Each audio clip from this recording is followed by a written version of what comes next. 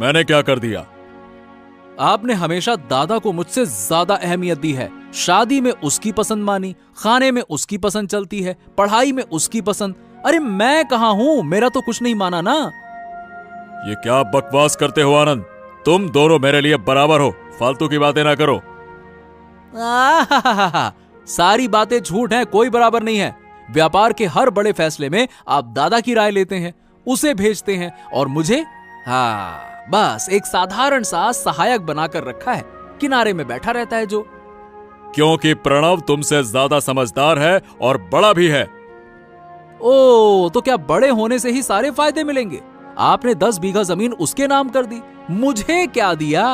बस बहुत हो गया पापा, मुझे भी जमीन चाहिए, अलग घर चाहिए, और मेरी पत्नी के लिए अलग रसोई चाहिए, वरना मैं इस घर को जला दूंगा। पहली बार आनंद के ऐसे तेवर देख पीतांबर चौंक जाता है। वो यकीन नहीं कर पाता कि उसका सीधा बेटा उसे धमकी देकर चला गया। कुछ दिनों बाद दुखी पीतांबर 2 कागज लेकर प्रणव के पास आता है। पापा, आप इतनी रात को जाग रहे हैं, सब कुछ ठीक तो है ना? जिंदगी भर सारी जिम्मेदारी तुम्हें दी है, आज आखिरी एक जिम्मेदारी सौंपने आया हूं। उम्मीद है कि तुम हमेशा की तरह इसे भी निभाओगे। ऐसा क्यों कह रहे हो पापा? आप तो बस कहिए, करना क्या है? तुम्हारी माँ के जाने के बाद मैंने बहुत कोशिश की कि तुम दोनों बेटों को खुशियां दूं, शायद पूरी तरह से सफल नहीं रहा। पापा, आपके कारण ही तो हम आज इस मुकाम पर हैं। आपने हमारी हर जरूरत पूरी की है। तुम तो मुझसे खुश हो, लेकिन तुम्हारा छोटा भाई शायद नहीं। उसे लगता है कि मैं उसकी फिक्र करता ही नहीं। पीतांबर कागज प्रणव को देता है। इन कागजों पर मेरी सारी जमीन दोनों बेटों के नाम पर बराबर बंटी हुई है। अगर मैं ना रहूं तो तुम अपने भाई को उसका हिस्सा प्यार से दे देना, समझ गए? पापा, आप ही सब कुछ हैं, आप खुद आनंद को समझा दीजिए ना। नहीं नहीं नहीं, वो मुझसे नाराज है। अब यह जिम्मेदारी तुम्हें देता हूं मैं, मुझे भरोसा है कि तुम संभाल लोगे। पीतांबर प्रणव के सिर पर हाथ फेरता है और सोने चला जाता है। उसी रात नींद में ही उनकी मौत हो जाती है।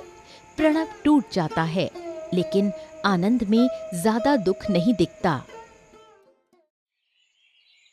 पीतांबर की मौत के बाद भी स्वार्थी शारदा आनंद को भड़काती रहती है। देखो, जो डर था वही हुआ। तुम्हारे पिता सब कुछ प्रणव को दे गए, अब हमें उसका नौकर बनकर रहना पड़ेगा। मुझे यकीन नहीं हो रहा कि मेरे पापा मेरे साथ ऐसा कर सकते हैं। क्या तुम सच में उनके बेटे हो? कोई बाप ऐसा कर सकता है? चुप रहो सरदा, मैं कुछ नहीं समझ पा रहा। क्या समझना है? अब सारी जिंदगी तुम्हारे दादा मजे करेंगे और हम देखते रह जाएंगे। ऐसा नहीं होने दूंगा, हम उनके सामने झुकेंगे नहीं। अब तो वो आस्था भी रसोई पर कब्जा कर लेगी, रोज झगड़े करेगी, तुम्हें बेइज्जत करेगी। अच्छा हुआ जो पापा मर गए, वरना मैं ही उन्हें मार देता। गद्दार! बाहर छिपकर खड़ा प्रणव ये सब सुन रहा था।